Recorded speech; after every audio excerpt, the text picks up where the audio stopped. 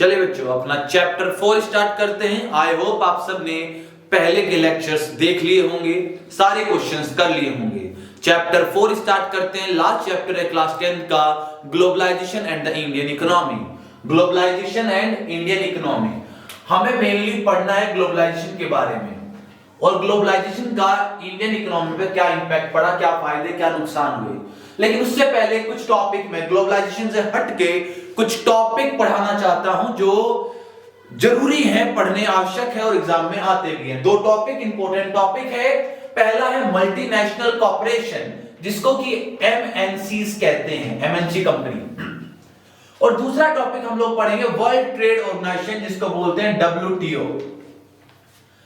तो multinational company, ध्यान रखिए जब कोई इंडियन कंपनी विदेश में जाकर काम करे या विदेशी कंपनी भारत में आकर काम करे तो उसको बोला जाएगा कि वो कंपनी एमएनसी है।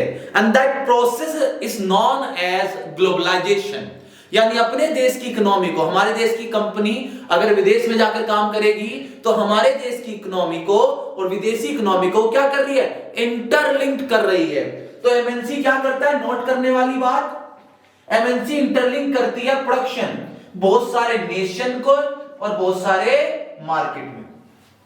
मान लो हमारे देश में कोई सामान नहीं बन पा रहा है तो वो कहां से आ जाएगा, विदेश से आ जाएगा। जो विदेश में नहीं बन पा रहा हमारे देश से चला जाएगा। ये फायदे होते हैं मल्टीनेशनल कंपनी के। और हमारे देश की सभ्यता दूसरे देश में पहुंचाना और दूसरे देश की सभ्यता हमारे देश में लाना, ये काम भी करती है MNC.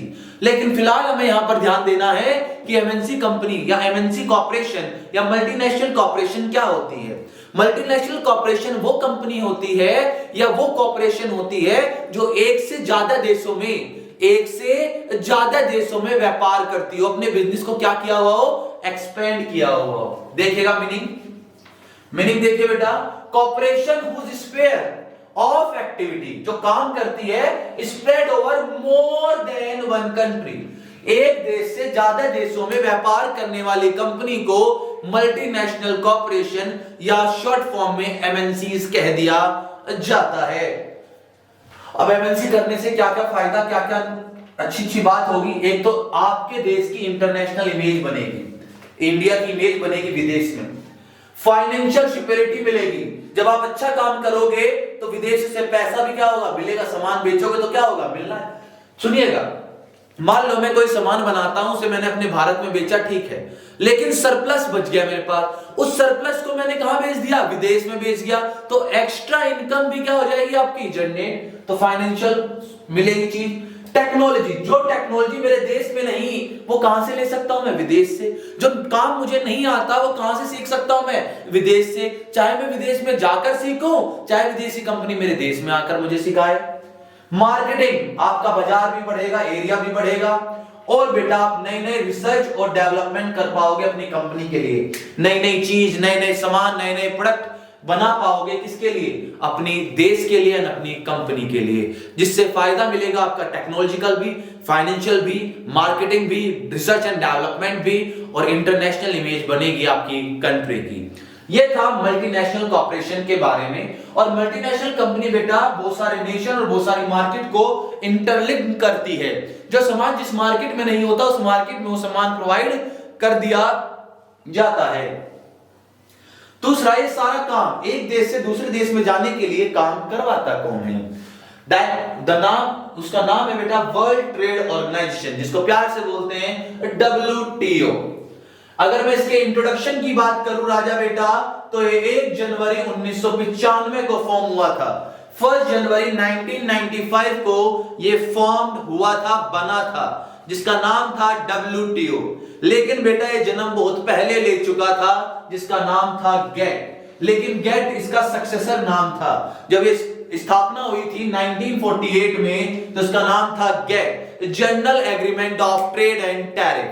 General agreement on trade and tariff इसकी फुल फॉर्म है। ये 1948 में बना था, 23 मेंबर थे उस समय 1948 में। और 1 जनवरी को इसका नाम बदलकर क्या कर दिया गया, वर्ल्ड ट्रेड ऑर्गेनाइजेशन, और इसका स्कोप बड़ा कर दिया गया। पहले था गेट, अब बना दिया डब्ल्यूटीओ 1 जनवरी 1995। करंटली अगर आप गूगल बाबा से पूछे तो 189 मेंबर होंगे, लेकिन आप अपनी किताब के हिसाब से 164 मेंबर्स लिखकर आएंगे, जो आपकी एनसीईआरटी में डाटा गिवन हुआ है। लेकिन मेंबर सिर्फ कितने हैं? 189, लेकिन आपकी किताब में, किसी की किताब में 159 है, किसी की में 152 है, किसी की में 163 है, और जो लेटेस्ट है उसमें 164। तो आप 164 लिखकर आएंगे, जो सेशन था 2021 सेशन, उसके हिसाब से 164। अब वर्ल्ड ट्रेड ऑर्गेनाइजेशन के क्या फीचर है? एक तो इंटरनेशनल ऑर्गेनाइजेशन है भाई, बड़े लेवल पर काम करती है, इंटरनेशनली काम करती है, किसी पर्टिकुलर कंट्री के लिए काम नहीं करती, सबके लिए काम करती है। ऊपर बता दिया मैंने, गेट को रिप्लेस कर दिया, गेट की जगह क्या आ गया बेटा? WTO आ गया। गेट को खत्म कर क्या लेकर आए? WTO। Promote trade, promote trade मतलब या फ्री ट्रेड कह सकते हैं। वर्ल्ड ट्रेड ऑर्गेनाइजेशन में जितनी मेंबर्स हैं उनके बीच में जो ट्रेड होता है विदाउट एनी टैरिफ या नॉन टैरिफ के होता है, ना तो क्वांटिटेटिव रिस्ट्रिक्शन है ना क्वालिटेटिव। चलिए टैरिफ क्या होता है? यानी फालतू के टैक्स नहीं लगाए जाते, सिर्फ जो रूल्स रेगुलेशन WTO ने बनाए हैं वो आपको फॉलो करने पड़ेंगे। जो रूल्स रेगुलेशंस हैं वो जो WTO ने बनाए हैं वो रूल्स रेगुलेशन आपको फॉलो करने पड़ेंगे। और जो एग्रीमेंट हुआ है मेंबर्स के बीच में, वो सारा एग्रीमेंट सारे मेंबर्स को मानना पड़ेगा। बाइंडिंग का मतलब हर मेंबर उसके जो एग्रीमेंट बना है उस एग्रीमेंट के दायरे में आता है और वो एग्रीमेंट उसे फॉलो करना पड़ेगा। दूसरा, ट्रेड किस चीज का होता है बेटा? गुड्स का भी और सर्विसेज का भी। गुड्स और सर्विस दोनों ही एक्सपोर्ट इंपोर्ट करवा दिए जाते हैं वर्ल्ड ट्रेड ऑर्गेनाइजेशन के द्वारा। तो क्या क्या हो गया? एक इंटरनेशनल ऑर्गेनाइजेशन है, WTO को रिप्लेस कर दिया, फ्री ट्रेड है, उसके बाद गुड्स एंड सर्विसेज का ट्रेड होता है, रूल्स रेगुलेशन बने हुए हैं, और बेटा जितने भी एग्रीमेंट बने हैं वो सारे एग्रीमेंट क्या करने पड़ेंगे? हर मेंबर को मानने पड़ेंगे। ठीक है सर। उसके बाद कुछ ऑब्जेक्टिव्स हैं बेटा, WTO के ही कुछ ऑब्जेक्टिव है। मल्टीलेटरल ट्रेड सिर्फ ऐसा नहीं है कि किसी एक देश के साथ ही व्यापार होगा, एक देश अनेकों देशों के साथ व्यापार कर सकता है। मोर देन 2 कंट्रीज या 2 नेशन के साथ भी व्यापार चल सकता है, सिर्फ 2 देशों के बीच में नहीं चल रहा, 2 से ज्यादा के बीच में। मल्टीलेटरल ट्रेड, हर देश के साथ व्यापार, यानी 189 मेंबर्स है वैसे तो, लेकिन आपको सिलेबस में लिखकर कितने आने? 164। इन देशों में व्यापार चलता है, तो एक से ज्यादा देश में चल रहा है मल्टीलेटरल ट्रेड। फ्री ट्रेड मैंने आपको समझा ही दिया ऊपर। इनहांस कॉम्पिटिशनेस, कंपटीशन भी या कह सकते हैं कंपटीशन भी बढ़ता है। जब एक फील्ड में एक से ज्यादा लोग आ जाएंगे तो कंपटीशन बढ़ेगा, कंपटीशन बढ़ेगा तो फेयर भी होना चाहिए, और कंपटीशन बढ़ने से ही आपकी ग्रोथ होती है। फॉर एग्जांपल सोचिए, मान लो मेरा मार्केट में कोई कॉम्पिटिटर नहीं है, और जब मेरा कोई कॉम्पिटिटर नहीं होगा, क्या मैं क्वालिटी पर ध्यान दे पाऊंगा? नहीं दे पाऊंगा। मैं देख रहा हूं कि मेरा कोई कॉम्पिटिटर नहीं है तो मैं ध्यान क्यों दूं? उसी प्रकार राजा बेटा, अगर मेरे कॉम्पिटिटर होंगे तो मुझे दिखेगा कि मुझे क्या करना है। रेस तभी तो लगाओगे जब आपके साथ दौड़ रहा। आप अकेले दौड़ोगे तो फर्स्ट ही आओगे, आपको पता है, कितनी भी स्पीड से जोड़ लो। लेकिन एक ज्यादा लोग अगर आपके साथ दौड़ रहे हैं तो आपको उस हिसाब से अपनी स्पीड को मायने करना पड़ता है, अपनी क्वालिटी को बढ़ाना पड़ता है। सेम उसी प्रकार गुड्स एंड सर्विसेज में होता है। अगर आपके कॉम्पिटिटर है तो अपने कॉम्पिटिटर से बेटर सर्विसेज आपको देनी पड़ेगी। Utilise the world resources. अब मान लो कुछ रिसोर्स आपके देश में नहीं मिलते, तो वो रिसोर्सेज क्या होंगे? आप दूसरे देश से ले लो, और जो रिसोर्सेज दूसरे देश में नहीं है वो उसे दे दो। तो जो वर्ल्ड के रिसोर्सेज हैं जो अनयूटिलाइज रह जाते हैं, जिनका इस्तेमाल नहीं होता, उनको यूज करवाता है कौन? World trade organisation. उसके बाद देश का व्यापार बढ़ाने में भी, जब बेटा एक्सपोर्ट इंपोर्ट बढ़ेगा तो तरक्की भी होगी, डेवलपमेंट भी होगा। फ्री फ्लो फॉरेन इन्वेस्टमेंट, विदेशी लोग हमारे देश में आएंगे, हम विदेश में जाएंगे, हमारे लिए क्या फायदा होगा कि हमारे देश में दूसरे देश की करेंसी आएगी। तो क्या होगा? मल्टीलेटरल ट्रेड है, फ्री ट्रेड है, कंपटीशन बढ़ता है। उसके बाद वर्ल्ड के रिसोर्सेज यूज कर सकते हैं, इकोनॉमिक डेवलपमेंट है, और फॉरेन इन्वेस्टमेंट आपके देश में आ सकती है। ये था वर्ल्ड ट्रेड ऑर्गेनाइजेशन एंड बेटा मल्टीनेशनल कॉर्पोरेशन। आई होप आपको समझ में आया होगा। जल्दी से इसे कॉपी करिए, फिर ग्लोबलाइजेशन के बारे में बेसिक चीजें पढ़ेंगे फटाफट। चलिए बच्चों, अपने टॉपिक को आगे बढ़ाते हैं। ग्लोबलाइजेशन मैंने बोला था आपको पढ़ाएंगे, लेकिन उससे पहले एक पॉलिसी पढ़ा देते हैं, न्यू इकोनॉमिक पॉलिसी, जो कि आई थी बेटा कब? 1991 में। 1991 से पहले पुरानी पॉलिसियां चलती थी LQP, लाइसेंस कोटा परमिट। इसको खत्म कर लाइसेंस को खत्म कर लिबरलाइजेशन आ गया, कोटा को खत्म कर प्राइवेटाइजेशन आ गया, और परमिट को खत्म कर ग्लोबलाइजेशन आ गया। यानी पहले जो पॉलिसी चलती थी वो थी LQP, इसे रिप्लेस कर आ गया LPG, liberalisation, privatisation and globalisation. Sir क्या पढ़ा रहे हो आप? बेटा हम पढ़ा रहे हैं new economic policy. New economic policy देखिएगा, हमारे देश में ना बहुत सारी दिक्कतें थी, उसके बारे में चर्चा करेंगे अभी। उस समय हमारे देश के प्रधानमंत्री थे पीवी नरसिम्हा राव और फाइनेंस मिनिस्टर थे मनमोहन सिंह, डॉक्टर मनमोहन सिंह, जो कि कांग्रेस से हमारे प्राइम मिनिस्टर भी रहे हैं। प्राइम मिनिस्टर भी रहे हैं डॉक्टर मनमोहन सिंह। 1991 में हमारे देश के फाइनेंस मिनिस्टर थे और पीवी नरसिम्हा राव हमारे देश के प्रधानमंत्री यानी प्राइम मिनिस्टर थे। ठीक है सर, तो ऐसा क्या हुआ कि सरकार को पॉलिसी बनानी पड़ी? सर पुरानी पॉलिसी में कुछ कमियां थी क्या? हाँ बेटा कुछ कमियां थी, और हमारे देश को पैसे की जरूरत थी। हमारे देश को पैसे की जरूरत थी, और हमारा देश बेटा इंडिया कहां जाता है? वर्ल्ड बैंक या इंटरनेशनल मॉनेटरी फंड के पास जाता है, कहता है मुझको पैसे दे दो। वर्ल्ड बैंक और इंटरनेशनल मॉनेटरी फंड कहता है हम आपको पैसे दे देंगे, लेकिन आपको अपने देश में इकोनॉमिक रिफॉर्म्स लाने पड़ेंगे।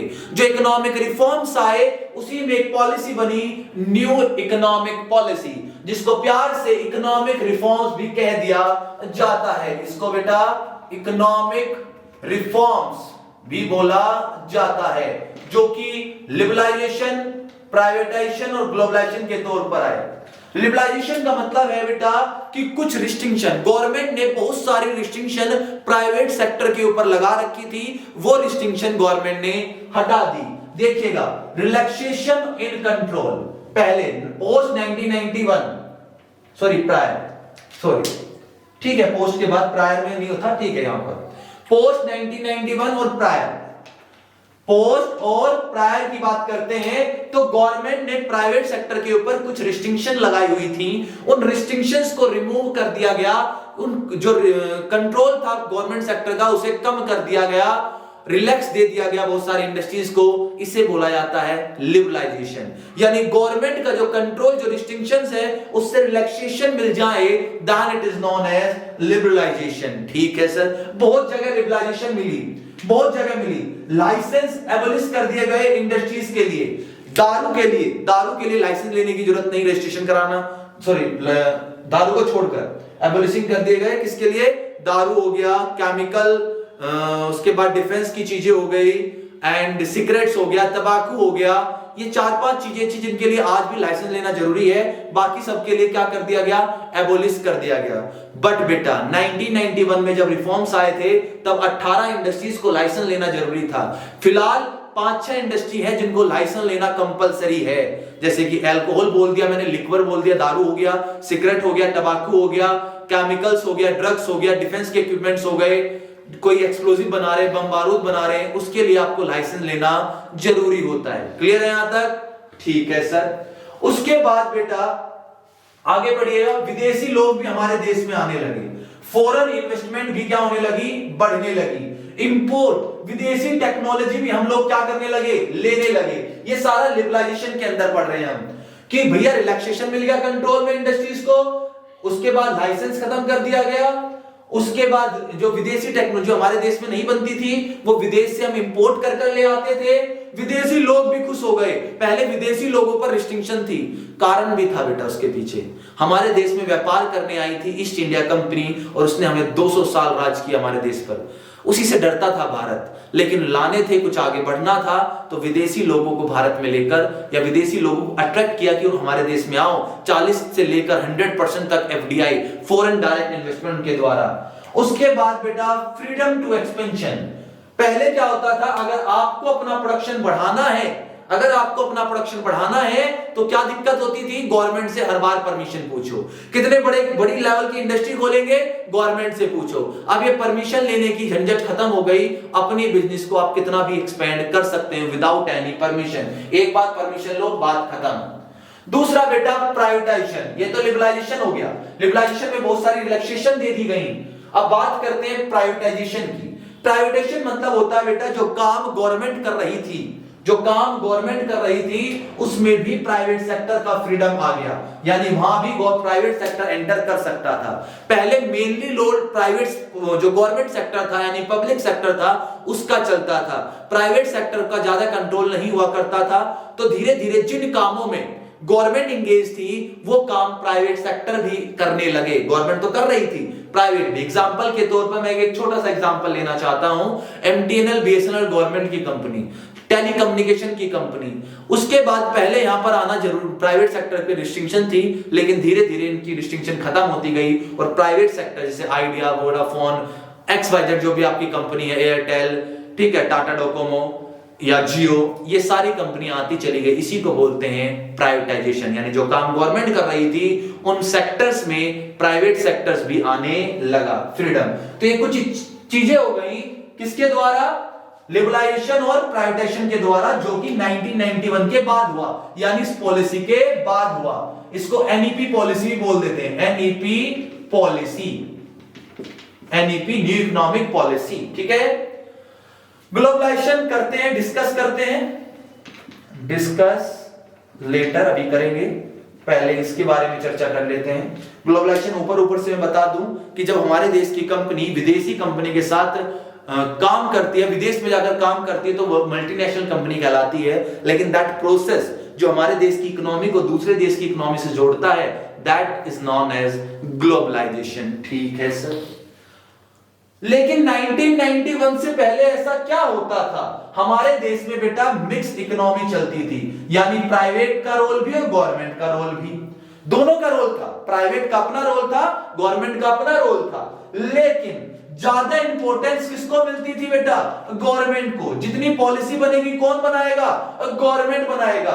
और प्राइवेट को कुछ काम करना है तो गवर्नमेंट के कंट्रोल के दायरे में रहकर करना है, यानी चलते दोनों थे। गवर्नमेंट सेक्टर, जब भारत आजाद हुआ तो गवर्नमेंट सेक्टर प्राइवेट सेक्टर दोनों थे, लेकिन गवर्नमेंट सेक्टर को ज्यादा इंपॉर्टेंस दी जाती थी, और अगर प्राइवेट सेक्टर को कुछ करना था तो गवर्नमेंट का कंट्रोल उसके ऊपर रहता था। फ्रीडम की कमियां थी और प्लान्ड इकोनॉमी थी। हमारा देश 1991 तक 7 5 ईयर प्लान बना चुका था। 1951 में बेटा क्या हुआ, पहला प्लान बना। 1947 में भारत आजाद हुआ और 1951 में भारत का पहला प्लान बना, जो 5 साल तक चला। 5 साल के प्लान होते थे, 1951 से फिर 56, 56 से 61, 61 से 66 एंड सो ऑन। बीच में 3 ईयर का प्लान, 2 ईयर का प्लान और 1 ईयर का प्लान खराब रहे, उन्हें हटा दिया जाए। तो 1991 तक 7 प्लान कर हमारे काम कर चुके थे और फिलहाल हमारा 13th प्लान चल रहा है। लेकिन 1991 तक जितनी भी प्लान पॉलिसी होती थी उसमें गवर्नमेंट ही काम करती थी, उसमें गवर्नमेंट का ही रोल चलता था, यानी ज्यादा इंपॉर्टेंस गवर्नमेंट की थी। 1991 आने के बाद जब ये रिफॉर्म्स आ गए, इसके रिफॉर्म्स के बाद पॉलिसी जो बनी न्यू इकोनॉमिक पॉलिसी 1991 में, तब जाकर प्राइवेट सेक्टर को राहत मिली, सांस ली राहत की उसने। लेकिन सर हमारे देश को आवश्यकता क्यों पड़ी? एक तो सर आपने बता दिया कि पैसों की आवश्यकता थी। हाँ बेटा पैसों की आवश्यकता थी, लेकिन और भी बहुत सारी चीजें थी। देखिएगा नीड क्या हुई, mounting fiscal deficit. Fiscal deficit मतलब यहां पर बोरोइंग मान लीजिए आप, यानी हमारे देश पे कर्जा बढ़ता जा रहा था, बढ़ता जा रहा था, बढ़ता जा रहा था। हम कर्ज नहीं लौटा पा रहे थे, डेब्ट ट्रैप होता जा रहा था, कर्जे में डूबते जा रहे थे। और ये हालात आ गए थे कि हमारे देश की जो जीडीपी थी, जो इनकम होती थी पूरे देश की, उसका 10% तो सिर्फ ब्याज जो लोन ले रखा था उसका इंटरेस्ट चुकाने में चला जाता था। इतने बुरे हालात थे हमारे। उसके बाद एडवर्स बीओपी था। बीओपी मतलब बैलेंस ऑफ पेमेंट। इसका मतलब होता है विदेश के साथ जो व्यापार था हमारा नेगेटिव में था, यानी हम इंपोर्ट ज्यादा करते थे, एक्सपोर्ट कम करते थे। और जो देश इंपोर्ट ज्यादा करता है वो दूसरों पर डिपेंड हो जाता है, यानी जब हमारे देश का इंपोर्ट ज्यादा हो और एक्सपोर्ट कम हो तो हमारे देश का जो बीओपी निकलेगा, जो फिर सिस्टमैटिक अकाउंट्स बनेंगे, बीओपी होता है एक सिस्टमेटिक अकाउंट जो रिकॉर्ड करता है एक्सपोर्ट और इंपोर्ट की ट्रांजैक्शंस को, लेकिन वो नेगेटिव में था। कारण था उसका क्योंकि हम इंपोर्ट ज्यादा करते थे, दूसरे देश पर निर्भर ज्यादा थे, अपना सामान दूसरे को देते कम थे क्योंकि रिसोर्सेज की कमी थी। ठीक है सर। और बेटा उसी दौरान बेटा 1991 से पहले गल्फ क्राइसिस आ गई, पेट्रोल के दाम बेटा बुरी तरह बढ़ गए, और पेट्रोल हमारे लिए जरूरी था, पेट्रोल हमारे देश के लिए जरूरी था, व्हीकल्स के लिए चाहिए, बहुत सारी इंडस्ट्रीज के लिए चाहिए, इसकी आवश्यकता पड़ती थी। लेकिन गल्फ क्राइसिस, उनकी लड़ाई चल रही थी ईरान की अपनी, तो पेट्रोल के दाम भी पीक पर पहुंच गए और उसे खरीदने में हम लोग असमर्थ थे और हमें पैसे की जरूरत थी। फॉरेन एक्सचेंज रिजर्व, जो दूसरे देश का रिजर्व होता है, फॉरेन एक्सचेंज मतलब दूसरे देश की करेंसी का जो रिजर्व होता है वो आरबीआई के पास होता है। जो दूसरे देश की करेंसी, मैंने बताया था आपको, दूसरे देश की करेंसी रखने का अधिकार आरबीआई को है, तो आरबीआई के पास जो रिजर्व था वो भी धीरे धीरे कम होता जा रहा था। सिर्फ इतना था कि हम 10 दिन तक का व्यापार कर सकते थे। जो आज स्थिति पाकिस्तान की इतनी बुरी स्थिति थी हमारी 1991 में, तो हमें रिफॉर्म लाने जरूरी थे ताकि दूसरे देश हमारे देश में आए, पैसा आए हमारे देश में। प्राइसेस भी बढ़ गए थे, यानी इन्फ्लेशन भी हो गया था, महंगाई भी बढ़ती जा रही थी। ठीक है सर। और बेटा पब्लिक सेक्टर, यानी जो गवर्नमेंट सेक्टर था, public sector unit, public sector units या पब्लिक सेक्टर अंडरटेकिंग, जो गवर्नमेंट की कंपनियां थी उनकी परफॉर्मेंस भी ज्यादा खास नहीं थी। चुनिंदा कंपनी थी जो प्रॉफिट में जा रही थी, जिन्हें नवरत्न कंपनी कह देते हैं। लेकिन बाकी ये सारी दिक्कतें थी, कर्जा बढ़ता जा रहा था, इंटरेस्ट रेट बढ़ता जा रहा था, हमारा जो ट्रेड था वो नेगेटिव में था, पेट्रोल के दाम बढ़ गए गल्फ क्राइसिस की वजह से। यहां लिख देता हूं पेट्रोल प्राइसेस, पेट्रोल जो प्राइसेस थे वो राइज कर रहे थे। फॉरेन एक्सचेंज, दूसरे देश की करेंसी हमारे पास नहीं थी, और हम जब करेंसी नहीं है तो हम दूसरे देश से सामान नहीं ले पाएंगे, और इन्फ्लेशन बढ़ता गया बेटा। एंड लास्ट, गवर्नमेंट ढंग से काम नहीं कर रही थी। यही कारण था कि इकोनॉमिक पॉलिसी आई। तो मैंने बता दिया एलक्यूपी था, लाइसेंस कोटा परमिट की जगह एलपीजी आ गया, लिबरलाइजेशन, प्राइवेटाइजेशन एंड ग्लोबलाइजेशन। पहले क्या था 1991 से पहले और बाद में क्या हुआ ये बता दिया, और हमें पॉलिसी लानी क्यों पड़ी इसके बारे में हमने चर्चा कर ली। आई होप आपको क्लियर हुआ होगा। इसके बाद हमारा चैप्टर में लास्ट टॉपिक रह जाएगा ग्लोबलाइजेशन, उसकी भी चर्चा करते हैं। जल्दी से आप इसे कॉपी करिए, जल्दी फटाफट। चलिए बच्चों, अपने चैप्टर को और आगे बढ़ाते हैं और कंप्लीशन की तरफ चलते हैं। हमारा टॉपिक, चैप्टर का नाम था globalisation and the Indian economy. हम सब कुछ पढ़ चुके हैं लेकिन ग्लोबलाइजेशन नहीं पढ़ा, तो उसी की तरफ चलते हैं। मैंने बोला था इसकी चर्चा करेंगे। तो क्या होता है ग्लोबलाइजेशन का मतलब बेटा? बताया मैंने आपको कि ग्लोबलाइजेशन का मतलब होता है जब अपने देश की इकोनॉमी वर्ल्ड इकोनॉमी के साथ इंटीग्रेट करती है। जब मल्टीनेशनल कंपनी विदेश में जाकर काम करेगी, then it is known as globalisation. क्या कहा जाएगा उसको? ग्लोबलाइजेशन। यानी देसी कंपनी, अब जो हमारे देश की कंपनी है, यानी देसी कंपनी हो गई, इंडियन कंपनी जब दूसरे देश के साथ इंटीग्रेट करे, अलग अलग जगहों पर जाकर काम करे, then the process is known as globalisation. यानी integration of world economy with domestic economy. विदेश की इकोनॉमी को अपने देश की इकोनॉमी के साथ मिलाना इज नॉन एज ग्लोबलाइजेशन। अब सिंपल सी बात है, जब हमारे देश की कंपनी विदेश में जाकर काम करेगी, देन इंटीग्रेशन तो होगा, वर्ल्ड के रिसोर्सेज हमारे देश में आएंगे, वर्ल्ड का पैसा हमारे देश में आएगा। कुछ अच्छी बातें होंगी, कुछ गलत बातें भी होंगी। तो पहले बेटा करेंगे अच्छी बात, फॉरेन ट्रेड बढ़ेगा। सबसे बढ़िया बात, जब हम ग्लोबलाइजेशन करेंगे, हमारे देश की कंपनी विदेश में जाकर काम करेगी, तो ग्लोबलाइजेशन बढ़ेगा, फॉरेन ट्रेड बढ़ेगा ग्लोबलाइजेशन की वजह से। व्यापार बढ़ेगा, सिंपल से कह सकते हैं, विदेश के साथ काम करने का तरीका बढ़ेगा या विस्तार होगा फॉरेन ट्रेड का। जब फॉरेन ट्रेड का विस्तार होगा तो लोगों को अच्छा लगेगा, विदेशी कंपनी भी हमारे देश में आएगी, यानी विदेशी इन्वेस्टमेंट बढ़ेगी। लेकिन विदेशी इन्वेस्टमेंट बढ़ने से खतरा क्या है कि अनवारंटेड हो जाएगी। अनवारंटेड का मतलब एफडीआई तो आएगी, अच्छी बात, लेकिन ऐसे क्षेत्रों में जहां पर जरूरत ही नहीं है, खाने पीने के क्षेत्रों में, यानी ऐसे क्षेत्रों में भी एफडीआई हो जाएगी जहां हमारे देश को आवश्यकता नहीं है। एफडीआई बढ़ेगी, अच्छी बात, लेकिन अनवारंटेड बढ़ेगी, यह गलत बात। ठीक। फॉरेन कैलिब्रेशन बढ़ेगा। फॉरेन कैलिब्रेशन क्या होता है? दूसरे देश की कंपनी के साथ हम मिलेंगे। अगर मैं विदेश जाऊंगा, हो सकता है मैं अकेले काम ना कर पाऊं, तो मुझे दूसरों के साथ मिलना पड़े। जैसे मारुति एंड सुजुकी दोनों आपस में मिल रहे हैं, कोलैबोरेशन चल रहा है। कुछ टेक्नोलॉजी, कुछ मारुति ने सुजुकी से सीखा, कुछ सुजुकी ने मारुति से सीखा। ऐसे बहुत सारे एग्जाम्पल है। दूसरों के साथ मिलना जुलना बढ़ेगा, फॉरेन एक्सचेंज रिजर्व भी बढ़ेगा। जब हम दूसरे देश में जाएंगे, पैसा कमा कर लाएंगे, तो हमारे देश का जो फॉरेन रिजर्व का एक्सचेंज जो आरबीआई के पास होता है, वो भी धीरे धीरे बढ़ने लगेगा। क्लियर है?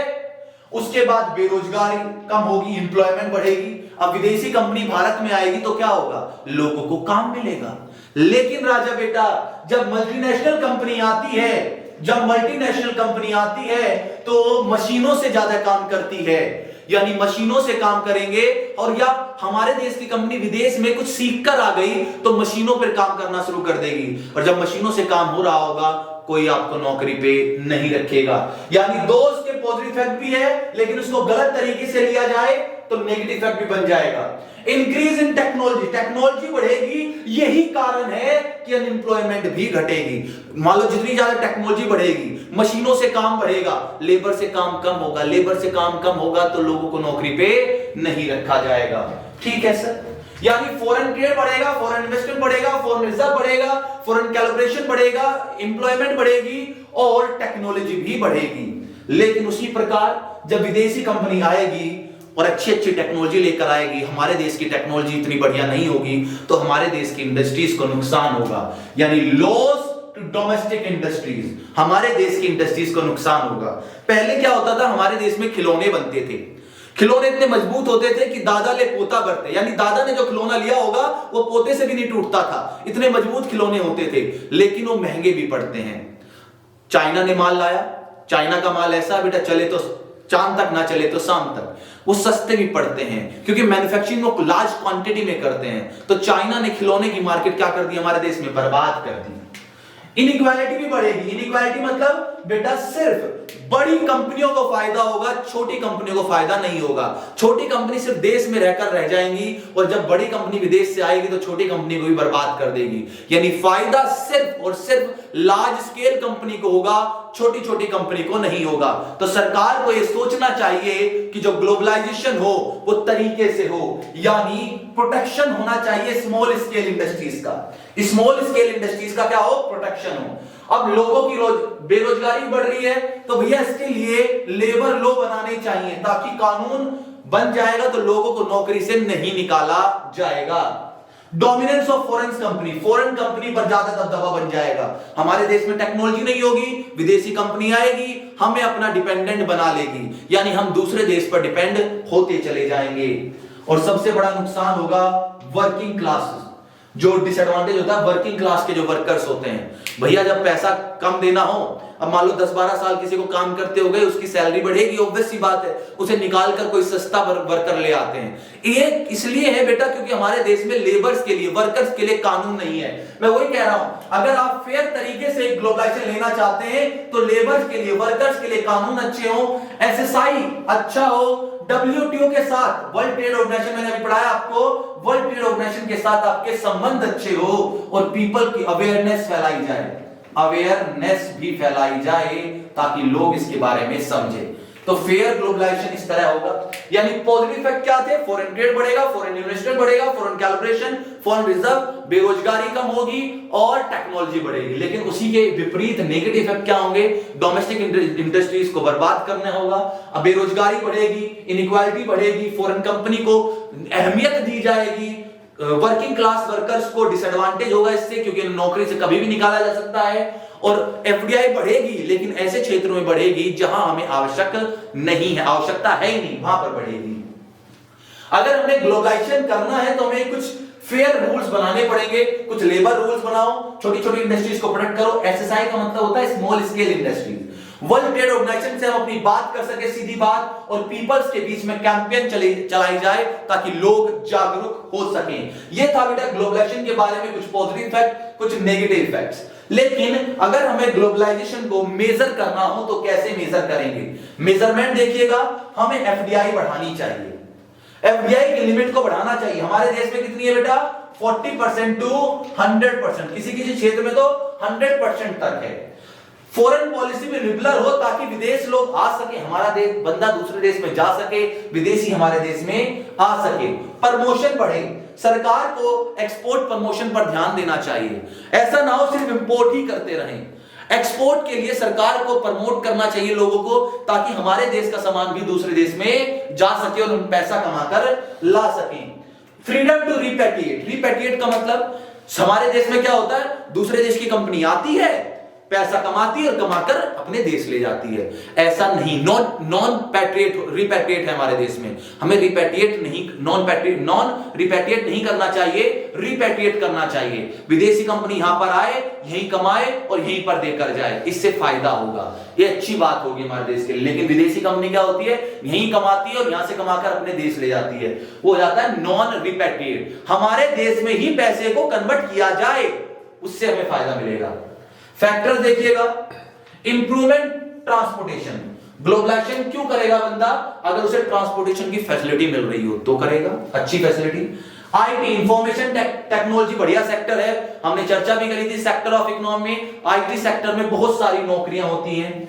और बेटा ग्लोबलाइजेशन तब तक काम नहीं करेगा जब तक लिबरलाइजेशन या प्राइवेटाइजेशन ना हो। ग्लोबलाइजेशन 3 पॉलिसी होती है, लिबरलाइजेशन, प्राइवेटाइजेशन, ग्लोबलाइजेशन। जब तक लिबरलाइजेशन प्राइवेटाइजेशन नहीं है तो ग्लोबलाइजेशन तभी काम करेगा जब ये दोनों, अगर ये दोनों नहीं हुए, ये दोनों नहीं हुए तो ये भी नहीं होगा।